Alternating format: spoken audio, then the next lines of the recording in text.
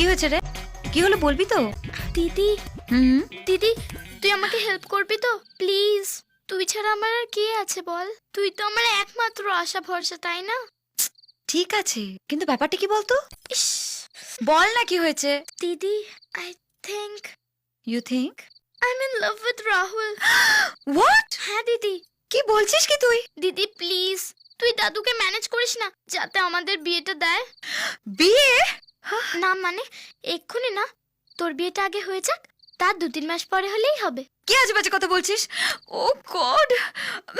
না না, এটা ঠিক নয়, এটা হতে পারে না। কেন হতে পারে না? কেন? আমি অত শত জানি না, কিন্তু তুই ওকে ভালোবাসতে পারিস না, ব্যাস। কেন? কারণ কারণ আমার ওকে একদম পছন্দ নয়। তুই ওকে কেন পছন্দ করবি?